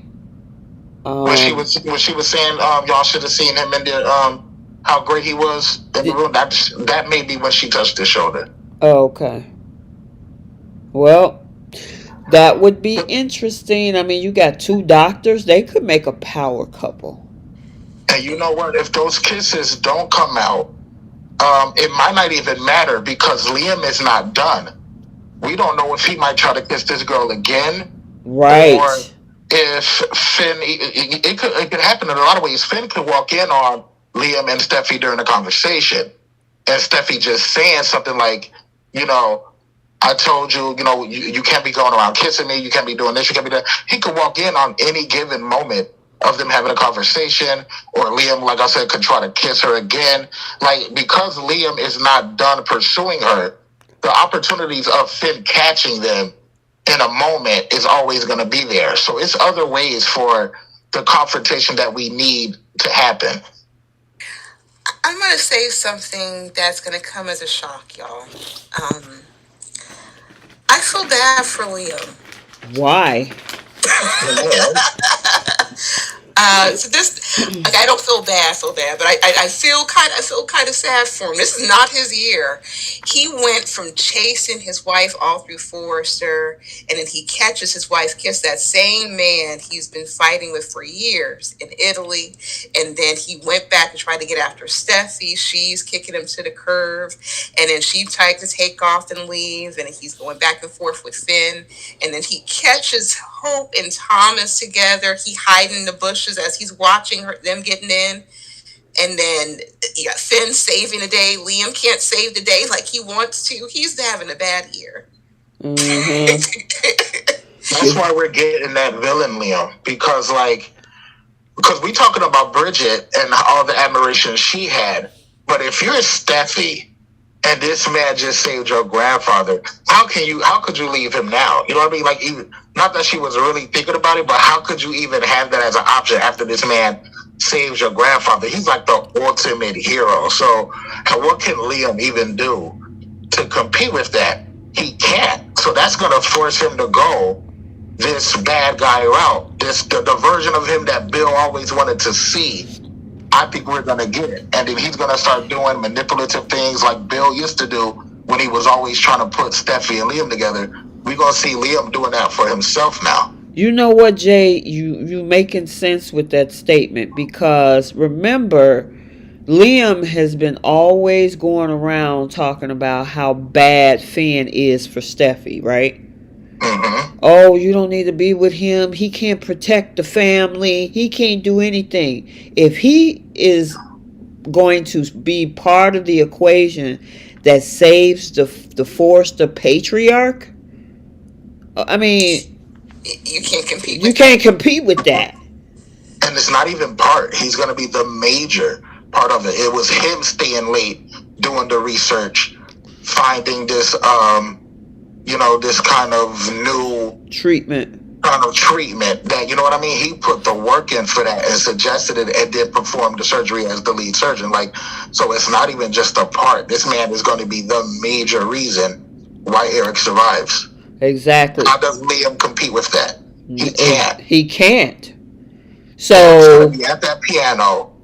Watch, because he's gonna be on the way to recovery for about a week. And then it's going to be Christmas. He's going to be able to play the piano. Everybody's going to be gathered around. Steffi and Bridget are going to be looking at him adoringly. Like, you know what I mean? Like, he can't compete with that. So the only thing, like you said, if it come out haphazardly, a conversation happened, you can't bring up those kisses and maybe Finn walk in on it. Mm-hmm. Or something like that. So I mean, it's going to be interesting. I kind of want this storyline to wrap up, which probably is going to take us to the end of next week, of course, with Siri coming on to play that third doctor who is going to be instrumental, and that's going to happen on the 20th, which is what, Wednesday. So yeah, I guess they're trying to create this whole Christmas miracle type scenario or whatever. I gotta say though, it was nice to see Susan Flannery on screen. It was. That was a nice surprise. I That didn't made me. Go ahead, I was Bree. so happy about that. I was so thrilled. Yeah, I wasn't. I didn't. I had no idea she was gonna make a guest appearance or anything like that. I will say, with Eric thinking about dancing with Stephanie, I'm like, where's Donna? I was thinking the same thing. Wasn't it just like last week you were saying there's no other woman that has ever loved me or taken care of me or Right. fought for me except for you, Donna. But she ain't in the top of your thoughts, though. Right. When your life flashed before his eyes, he was thinking about Stephanie. Well, it was a cliffhanger, so what we'll probably get next week is going to transition from him dancing with Stephanie to him being in bed with Donna with her jar of honey, and then that's what's going to make him wake up. Oh Lord! You know what I Lord. mean? That's how that's going to go. Yeah. Thorne, I feel bad for him out of anybody because they always treat him like a stepchild. They do when he's the actual, the firstborn son of Eric, right? Like that's crazy. And the thing is, it's his own fault, though. And this is what I was saying in the group chats. I forget when we were talking about this. I need for all of Eric's kids to put their foot down for their rightful place in their father's life and also in that company. They had no problem just letting Ridge take over everything. That's why he feels he can run everything. You gave him the control. Thorne, of all people, the main person, should be like, look, this is my father's legacy. I should not be overseas. I should not be in a basement. I should not be doing this. I want to have this control, this say, this. He needs to put his foot down when it comes to his own place within his own family. He's choosing not to do that. But Thorne has done that in the past. He has had storylines where he told the family he was fed up of being in the basement. I think he even held the CEO position for a while, if I'm not mistaken. And he started wearing suits and ties and stuff like that more, and he stuck up for himself. But every time he does it, I want to say he had at least two storylines where he did that. He had the one where he had he took over the CEO role. Then he had one where he kind of became a designer, but that's when the dude from General Hospital was playing him, Ingo Rademacher. Right. Butchering his name. That's he became he became a designer, and kind of stood up to Ridge then too. But he's had those moments, and then he always just ends up going back to playing second fiddle. And it's too few and far in between. Whereas we've seen scenes where Ridge, where he's able to put his foot down and say, "I'm taking over this. No, this is what's happening. You're not telling me what to do." Like the writers give a lot of free reign for his Ridge, and that's why we always feel he has this pompous attitude all the time. And the thing is, Eric has other children. Where's Eric? Where's Rick? Where is Rick has had those moments too, where he's stepped up and asked for his rightful spot, but he gets pushed back down all the time too. Well, and here's the crazy thing, because the young lady by the name of Tracy Melchior, who played Kristen, she actually spoke out against the writing because she said they're making her character look bad, that she's not there to support her son and things like that. It doesn't make any sense, and she didn't agree with the writing at all, and so according to her, she said they had a very good relationship, meaning her and Eric, a good relationship with her mom and all of this, but to not have them there on some stupid safari, you can't. They got money supposedly. I would assume the family got money. I know Richard has some money. Eric got some money somewhere to fly them folks from wherever they are on this safari. There is no way you got one of the biggest parents in the or the biggest members of the family is in this situation, and you don't call his kids through telegram, a flying pigeon with a letter on his leg or something to say, hey, I don't know what y'all doing, but y'all need to get back to LA because dad is on his last leg.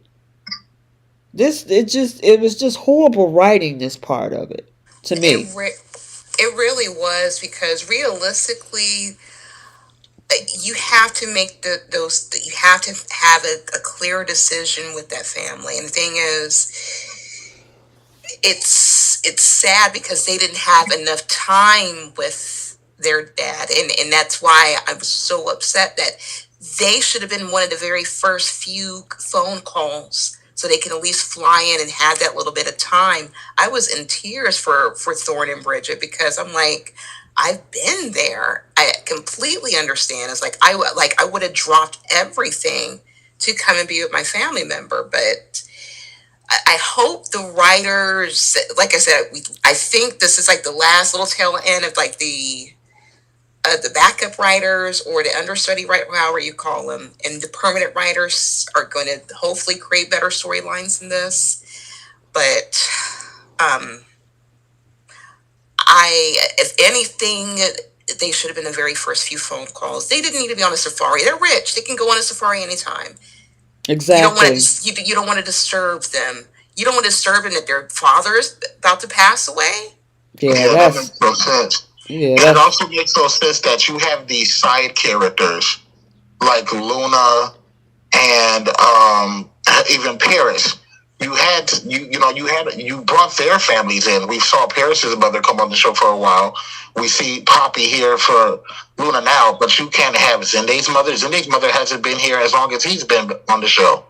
Right. Even going back to the original actor who played him, Kristen wasn't there then. I don't think either. So you've never had Zende's parents come over, and you can't do it now. exactly. Which now we need to talk about in this last 20 minutes is Taylor. Mm-hmm. And out of anybody that should have been there, which especially for her children, Steffi and Thomas, going through this situation while Ridge is dealing with this stuff at the hospital and his family and stuff, their mom should have been there. Why wouldn't you have Taylor there for this particular, and even Krista said this. So I did a standalone video when it came out, and for those that don't know, if you haven't seen it in the news and soap news, or even on this channel, because I did a video probably about 2 hours ago. Krista Allen is officially out of the Bold and the Beautiful. They told her back in October that her contract was up. Now, according to insiders, they claimed that they wanted her on recurring status and she turned it down. However, her agent said they wanted her to do 3 lines and that's it, and no more other scenes. And I'm like, That's disrespectful. and she could have had a lot of material during this time period with this Eric storyline. I was thinking of that too. She could have been consoling Eric because he's dealing with a big change in his life. Could have been consoling Donna because she's trying to manage her emotions and her partner's emotions. She could have been there for her own kids who's about to lose their grandfather. She could have been there to support Finn. I don't know. There were many opportunities to have Taylor. But we had, and I hate to say this, and it's no shade to the actors, but we had unnecessary scenes with Poppy, Luna, and RJ. Thank you. And it's not to say that they're not talented. Everyone's a talented actor. We get that. But in terms of the storylines and like us being invested as as viewers, we need to see Taylor. Like, if anybody should have been, we need to see more Taylor than we need to see Poppy. Exactly. And once again, no shade, but writers, Brad Bell, CBS, whoever's listening, you guys really dropped the ball. She was a fresh breath of fresh air. I absolutely loved her take on this Taylor. And they didn't even give her an opportunity to have any other love interest, have any other storyline outside of being Brooke's adversary, which is ridiculous. And she's a whole psychiatrist, and this is, of all the storylines, she was needed here. Mm-hmm. No, they needed to dedicate that time to them Logan girls with their moments, and letting them have their little sister moments where they're hugging and crying, and them trying to make a big deal out of Brooke telling Hope, even though she didn't tell her own kids. Like, they did a lot wrong with this story. Yeah, I am not happy about this at all. At all. I mean, everybody, if you listen at the fans, part of how you get more sponsorships and more commercials being shown on your on your TV show is based on what you're showing. Uh-oh, I'm about to have a coughing fit. Hold on. Go ahead. But it makes no sense to me when why did you bring her back? It's been years, even with all the Thomas stuff that was happening. We were asking, like, where is Taylor at? Why can't she be there for her son? They keep calling her son crazy. He needs help. He needs this. He needs that. We finally get this woman, and now you want to take her away. And then what's going to be the excuse that they're going to write and say, well, she's gone? What, she's at another village retreat trying to save kids and try to do this, and that she has to do that. She can't be around her own children or grandchildren now. Like, what are you trying to tell us as a viewer? Because I think you also said in the recap too that they didn't even make a formal announcement saying that she's leaving. So are they going to just recast her? Is that what I'm wondering, Brie, are they doing this because they potentially just want to bring Hunter Tylo back? Oh, I don't know about that one. I haven't seen anything about that. Me either. Well, I mean, we just got the news of her, being let go now. But so, who's to say in a couple of weeks from now or a month or two from now, that's what their plans may be. Maybe they want to bring Hunter back. But the likelihood of them doing that, though, like, she, if anybody, would be on reoccurring status. She has no problem with reoccurring status, because she was for like the last few years before we didn't see her on screen for a while. Mm-hmm. But Hunter Tyler, she's fine with her settlement, so I don't think she's going to pop up on screen anytime. Wait a minute, did you say settlement? Yeah, from who? Did she sue B&B? You guys, I don't want to say, but you guys Google Hunter Tylo, and she had a big lawsuit, years back. So she's sitting happy. Wait a minute, against Ball Girl? I don't think it was Bold. I think it was CBS. But that's not too much. This was years ago. If anyone in the chat room remember that, because that was another reason why we didn't really see Hunter Tyler on the show as much. But please, go to do the Google thingy. But yeah, she's good with her settlement. Man, okay, I might have to check into that one. Yeah. Because that's the reason why they were wondering, like, why isn't Taylor coming back? Why? It's like, well, she's good where she's at. She's perfectly fine taking a couple of reoccurring status roles on B&B, and then she's good where she's at. I keep saying, I promise. But they need the character Taylor on the show, though. I hate how Steffi and Thomas have like a missing piece to their family, because Ridge will forever be Brooke's shine. He's always going to be focused on what Brooke wants and whatever her kids wants, and that's unfortunate. Whereas at least we saw Taylor fight for her kids, and it was refreshing to see. So it's unfortunate that Krista's gone. I really enjoyed her on my screen. Ice Woman says she sued Aaron Spelling. She sued Meryl's Place. Oh, okay. Well, regardless, she was well paid. My thing is, if you're getting rave reviews about a particular actress, like they were, everybody loved Taylor. When somebody goes MIA and you got people like, where's Taylor? Where's Taylor? All these hashtags that was on Twitter and on Instagram. And it's like, again, what I was going to say before I had a, a coughing spell, was that if you getting endorsements and you getting all these commercials and all these companies who want to show commercials on your TV show, you got to keep the interest up because it keeps the viewership up. And if you got viewers that's saying, hey, we like this character, we need to see more of her, you take her away? You tell her, we don't need your services any longer, and that's it? I mean, it just doesn't make any sense to me. I don't know. Unless there's more to the story that we all don't know.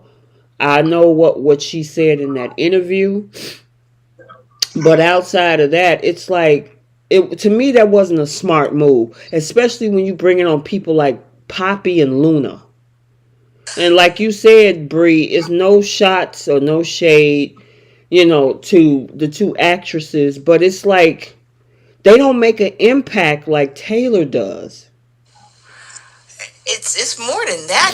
They have no family relation. No. No family relation. The only thing that Luna's dating RJ. I mean, yeah, we could have seen at least a couple of scenes in one episode with Luna, Poppy, and RJ, and that's it. We saw multiple episodes where they pan back and forth to consoling RJ.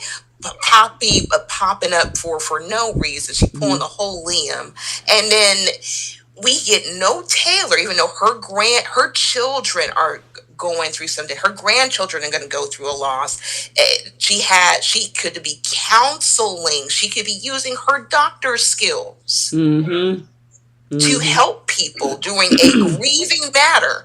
If there's any need for a psychologist, wouldn't this be the opportunity, writers, to do this? Yeah, it's called grief counseling. Absolutely.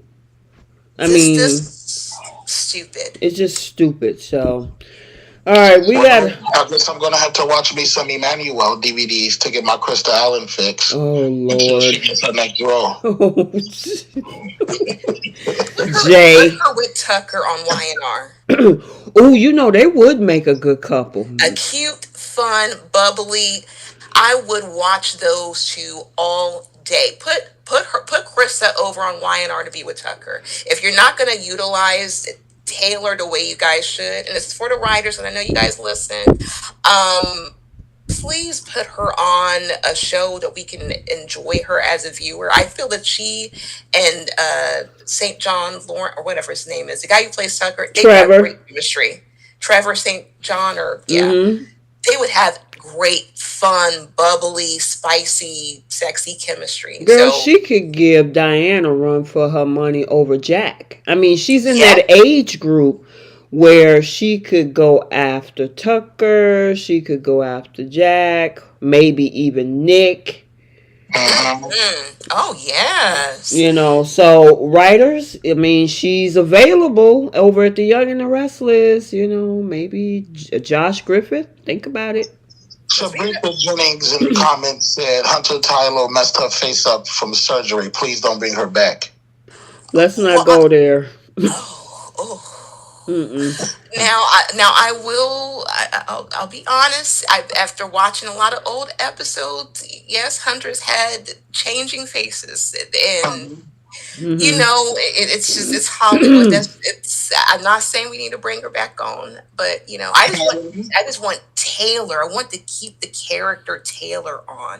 There was so much potential. I don't know why they did a Eric's dying storyline, and then Because they wanted some compelling story for November sweeps and this whole thing leading up to Christmas, which to me is just coming off his riveting erectile dysfunction storyline from the year or so before. They had, they wanted to give him another meaty storyline, so they came up with this one. I'm so glad you brought that up. I was wondering if you were going to make a connection to that, especially since he was dealing with the heart and stroke and blood issue. Okay. With a lot. All right, you guys, we got 8 minutes because I don't want to intrude on folks watching the Emmys. Gotcha. So let's go ahead and do our flip the script and take several seats. You just run through your Young and the Restless for Bo and your Bold and the Beautiful for Bo. For the Young and the Restless, I didn't see Chloe this week. You didn't? Oh, that's what your flip is. Okay. Okay, gotcha. All right, and what's yours, Jay? My flip the script for Young and the Restless would have just been to simply have told Adam and Abby what really went down. There was no reason for them not to. Okay. All right, and then my flip would have been Summer just telling Chance yes before he can finish getting the sentence out of his mouth. You want to go to concert? Yep. Sure. Let's go. What time? All right, what you got for Bold? Go ahead, Bree. I would say mine is obvious. Krista not being fired. Okay. What you got? That's my fault. I'll stand in solidarity and say that as well. Okay. Cool. Not only would I say Krista she should have been there, but the other thing is she's not the only one that should have been there. Ridge's other sibling should have been there. Yeah, and therefore Zende would have had his mama to confide in too. All right, and then who's taking some seats for the Young and the Restless? For me, it's Chloe. Yeah, Chloe's already on her airplane, so I'm gonna put Audra in a seat so she can actually cool off. For once, and not spread them legs. Girl, you so crazy. She's contorting them legs at this point. She's not even just spreading them; she's contorting them. Lord.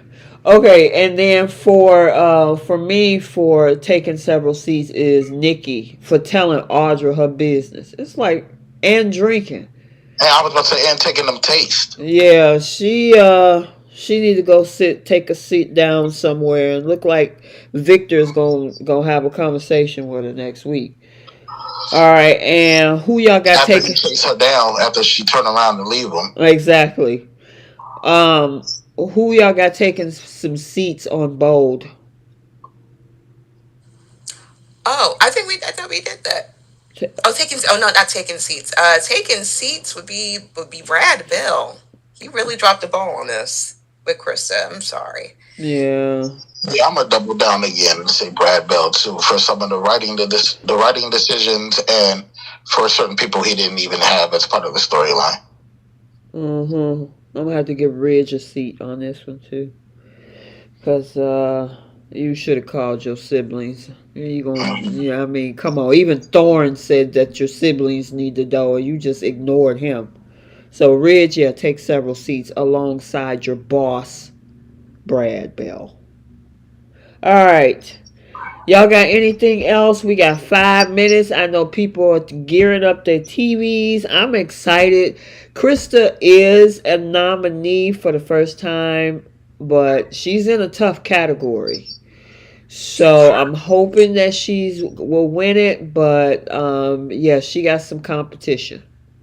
Any chance CBS paid the voters off to make sure she didn't win, since it is on their network and they don't want the controversy of firing somebody that just won an award? Oh, I don't know, but it wouldn't be the first time that's happened, because I remember. Michelle Stafford. She was still nominated on YNR before she was sent over to Yeah. So it happened. So I'm keep my fingers crossed for her. I'm really hoping that she wins, and I hope they Yeah. open up their eyes and see they lost a good one. I know some people were asking about why Thomas, Matt and Annika was not nominated. That's because these awards, even though they're late because they were supposed to have the Emmys back in June, but because of the writer's strike, they pushed it to December. But this is for the year of 2022. So we didn't have Thope until the summer of 23. So that's why there's no Thomas or Matt or Annika getting any type of, maybe next year. So Oh, for sure, for Oh, sure. you know it. We will riot if they do not get on that ballot. Yes, we will. listen, Yes, we Audra will. might even get Zalika might even get a nomination next I year. hope so too. Are they making the best 304 Oh, category? you know what? Stop it, Well, I Jay. mean, that's Brooke's category, okay? She is the Lifetime Achievement Award winner. Stop that, J Money. Well, I mean, yeah, but they got to have an annual one too. She definitely gets the Lifetime Achievement Award, and then she can present the yearly one. Oh my God. Okay. Y'all crazy. All right. So we're going to go ahead and we're going to close out the show. Also on Sunday, and I'll talk to you guys to kind of coordinate what time is best. But we're going to watch the award show tonight. And then we're going to reconvene on Sunday evening to give our thoughts, our reviews, talk about how beautiful everybody looked and everything else that went on the award show tonight. So we got 2 minutes. Y'all go get y'all snacks, do get y'all drinks, because I know this probably gonna go on for what? It's like 2 hours, isn't it? Is it 2 or 3 hours? 8 to 10. Yeah. 8 to 10 hour time. And so we'll see who gets what. I'm rooting for some folks. We got quite a few from the Young and the Restless, I think. Oh, yes. So we're rooting for CBS. Yep. All right, you guys, we had a good one. Thanks for popping in an hour early, and we will see you in the next video. Bye, guys. All right, everybody, have a good time. Have a good weekend. Bye, guys. See you Sunday.